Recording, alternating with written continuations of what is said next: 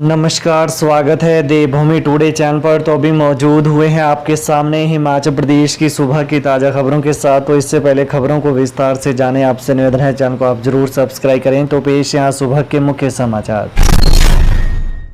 Cyber ठग को divert कर व्हाट्सएप अकाउंट कर रहे हैक, पुलिस ने जारी किया एडवाइजरी। साइबर ठगों द्वारा लोगों के व्हाट्सएप अकाउंट को हैक कर उनके मित्रों से किसी आपातकालीन समस्या का हवाला देते हुए अवैध रूप से पैसे की मांग की जा रही है। अपराधियों द्वारा इस प्रकार के अपराध को अंजाम देने के लिए नए नए तरीके का प्रयोग किया जा रहा है। साइबर पुलिस ने इस बारे में लोगों के लिए एडवाइजरी जारी की है। वहीं साइबर ठगों द्वारा लोगों के सिम को 2G से 4G में अपग्रेड करने या नेटवर्क कनेक्टिविटी को बेहतर बनाने का हवाला देते हुए लोगों के पास ग्राहक सेवा अधिकारी बनकर फोन किया जाता है, जिसमें उपरोक्त समस्याओं के निराकरण हेतु लोगों को बेवकूफ़ बनाकर उनसे कॉल फॉरवर्डिंग का कोड डायल कराया जाता है, जिससे सामने वाले व्यक्ति के मोबाइल पर आने वाले सभी फ़ोन डायल कराए गए नंबर पर डाइवर्ट कोड हैं। इसके बाद साइबर अपराधियों द्वारा अपने मोबाइल पर व्हाट्सएप को खोलकर उसमें पीड़ित के मोबाइल नंबर को डाला जाता है। मोबाइल नंबर वेरिफिकेशन वो व्हाट्सएप एक्सेस के लिए सर्वप्रथम टेक्स्ट मैसेज आता है। घरेलू विवाद से तंग आकर सतलुज नदी में कूदी महिला, प्रोजेक्ट के कर्मचारियों ने बचाई जान। झाकड़ी SJVN प्रोजेक्ट के समीप एक महिला सतलुज नदी में कूद गई। महिला ने घरेलू विवाद से तंग आकर आत्महत्या करने की मंशा से यह कदम उठाया। प्रोजेक्ट के कर्मचारियों ने महिला को बचा लिया। महिला का खनेरी अस्पताल में उपचार चल रहा है। वहीं पुलिस ने घटना को लेकर मामला दर्ज करके छानबीन शुरू कर दी है। पुलिस के अनुसार महिला नदी के समीप गई और नदी में छलांग लगा दी। इस दौरान प्रोजेक्ट के कर्मचारी वहां पर मौजूद थे, जिन्होंने जान पर खेलकर महिला को बचा लिया। महिला को अचेत अवस्था में नदी से बाहर निकाला गया।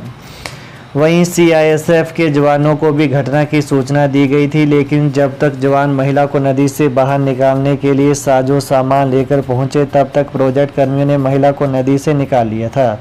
महिला निरमंड कुल्लू के किदला गांव की रहने वाली बताई गई है। घटना के बाद में महिला के परिजन भी मौके पर पहुंच गए और महिला को अस्पताल ले जाया गया। कर्मचारियों और जवानों की सूझबूझ से महिला की जान बच पाई। घरेलू विवाद से तंग आकर महिला ने ऐसा कदम उठाया। वहीं SP साक्षी वर्मा ने घटना की पुष्टि की है।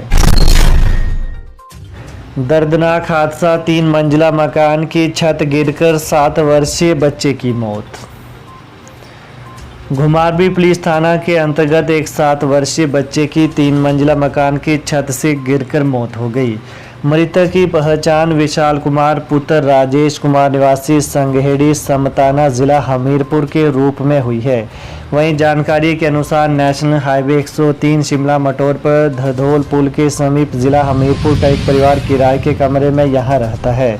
यह परिवार टोकरियों का निर्माण करके परिवार का पालन पोषण करता है। वहीं परिजनों के अनुसार पिछले कल शाम के समय मकान की छत पर सूखने डाले हुए कपड़ों के साथ खेल रहा था। बच्चे ने जब चुनरी को पकड़ा तो उसके दोनों कोने निकल गए और बच्चा छत से नीचे गिर गया। परिजन उसे तुरंत घुमारवीं अस्पताल लेकर गए, परंतु चिकित्सक ने बच्चे को मृत घोषित कर दिया। वहीं DSP घुमारवीं चंद्रपाल सिंह ने बताया कि आज बच्चे के शव को पोस्टमार्टम करवाकर परिजनों को सुपर्द कर दिया जाएगा। भाजपा प्रदेश अध्यक्ष राजीव बिंदल बोले, सेवायात शुल्क पर झूठ बोल रही प्रियंका, गारंटियों का इंतजार कर रही हिमाचल की जनता। भाजपा के प्रदेश अध्यक्ष डॉक्टर राजीव बिंदल ने प्रियंका गांधी को सेब पर आयात शुल्क घटाने के बयान पर आड़े हाथ लेते हुए कहा कि प्रियंका गांधी ने हिमाचल के बागवानों के जख्मों पर नमक छिड़कने का काम किया है। वहीं सेब पर आयात शुल्क में 35% की कटौती हुई, ऐसा उन्होंने पिछले कल कहा और उनके राष्ट्रीय प्रवक्ता ने यह कह दिया कि आयात शुल्क को घटाकर 15% कर दिया गया है। बिंदल ने कहा कि जिस शुल्क की बात ये कर रहे हैं उसकी नोटिफिकेशन कहाँ है। आयात शुल्क की बातें करके ये केवल मात्र प्रदेश में एक भय का वातावरण खड़ा करना चाहते हैं। उन्होंने कहा कि कांग्रेस के नेता जो भी कहें सत्य कहें और सत्य से परे कुछ न कहें। पुलिस के हाथ लगी सफलता, 20 लाख की ठगी मामले का मास्टरमाइंड यूपी से गिरफ्तार। साइबर सेल बद्दी की टीम द्वारा उत्तर प्रदेश के अलीगढ़ से 20 लाख की ठगी करने वाले मास्टरमाइंड जुनैद आलम पुत्र मोहम्मद हसरुद्दीन निवासी गांव पथरा जिला गोपालगंज बिहार को गिरफ्तार कर लिए गए हैं। आरोपी विदेशों में रह रहे भारतीयों के रिश्तेदारों के नाम से पाकिस्तान स्थित फर्जी कॉल सेंटरों से कॉल करवाता था और फर्जी खातों में पैसों का लेन देन करता था। वहीं उपरोक्त आरोपी नालागढ़ पुलिस थाना में दर्ज एक ठगी के एक मामले में संलिप्त था। इस मामले में पूर्व में बद्दी पुलिस द्वारा 2 आरोपियों को कोलकाता से गिरफ्तार किया गया था। डीएसपी बद्दी प्रियंक गुप्ता ने मामले की पुष्टि की है। पीजी करने के लिए डॉक्टरों को मिलेंगे प्रोत्साहन अंक, अधिसूचना जारी। राज्य के डॉक्टरों को सरकार से बड़ी राहत मिली है। हाईकोर्ट में चल रहे मामले के बाद यहां से राहत मिलने के बाद सरकार ने पीजी पॉलिसी में बदलाव किया है। वहीं काफ़ी समय से यह मामला लंबित था, लेकिन अब इसकी अधिसूचना जारी हो चुकी है। स्वास्थ्य सचिव की ओर से नोटिफिकेशन जारी हुई है। इसके लिए अब वर्ष भी निर्धारित किए गए हैं और अतिरिक्त नंबर भी मिलेंगे। वहीं जानकारी के अनुसार अब पीजी कोर्स में प्रवेश के लिए डॉक्टरों को ग्रामीण क्षेत्रों में नौकरी करने के प्रोत्साहन अंक दिए जाएंगे और इसे लेकर लंबे समय से लड़ाई लड़ी जा रही थी और आखिरकार पॉलिसी में बदलाव किया गया है। अधिसूचना के अनुसार विभिन्न फील्ड पोस्टिंग में प्रदान की गई उनकी सेवाओं के आधार पर नीट पीजी में प्राप्त अंकों के प्रतिशत के संदर्भ में प्रोत्साहन के हकदार होंगे। वहीं प्रतिशत प्रोत्साहन की गणना निम्नलिखित सूत्र के अनुसार किसी विशेष क्षेत्र में पोस्टिंग में प्रदान की गई सेवा की वास्तविक अवधि के लिए आनुपातिक आधार पर की जाएगी। पूर्व मुख्यमंत्री जयराम ठाकुर बोले, प्रियंका की राह देख रहे थे हिमाचल के लोग, उनकी दी गारंटियों को पूरा करने का है इंतजार।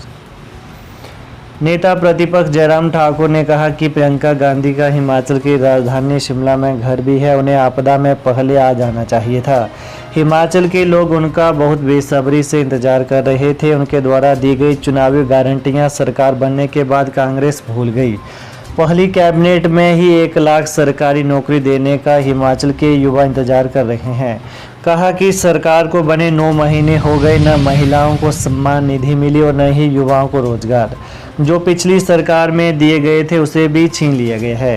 प्रियंका गांधी हिमाचल में आई, लेकिन आपदा प्रभावितों के लिए राज्य सरकार से क्या राहत दिलवाई, इसके बारे में भी उन्हें बताना चाहिए। सीएम सुखविंदर सिंह बोले, केंद्र ने जो धनराशि दी वो हिमाचल का अधिकार। केंद्र सरकार ने प्रदेश को डिजास्टर फंड में जो धनराशि दी है वो हिमाचल का अधिकार है। मुख्यमंत्री ठाकुर सुखविंदर सिंह ने पिछले कल शिमला में मीडिया से यह बात कही। उन्होंने कहा कि केंद्र सरकार ने वार्षिक बजट के प्रावधानों के तहत मिलने वाली 2 किस्तें एक साथ दी हैं। इसके अतिरिक्त राज्य की कोई वित्तीय मदद नहीं की। उन्होंने कहा कि डिजास्टर फंड के तहत स्टेट को राशि मिलनी ही थी, चाहे आपदा नहीं भी आती। उन्होंने कहा कि प्रदेश सरकार केंद्र सरकार से लगातार मांग कर रही है कि राज्य में आई आपदा को राष्ट्रीय आपदा घोषित किया जाए और विशेष पैकेज दिया जाए, लेकिन इन मांगों को अनसुना किया जा रहा है। आधार से न जोड़ा तो बंद हो सकता है राशन कार्ड, 30 सितंबर तक बड़ी मोहलत। हिमाचल में आपदा की वजह से उपभोक्ता राशन कार्ड का ई-केवाईसी सत्यापन नहीं करवा पाए, लिहाजा खाद्य आपूर्ति और उपभोक्ता मामले विभाग ने उपभोक्ताओं के लिए राहत दी है। राशन कार्ड उपभोक्ता अब 30 सितंबर तक अपने राशन कार्ड का सत्यापन करवा सकते हैं।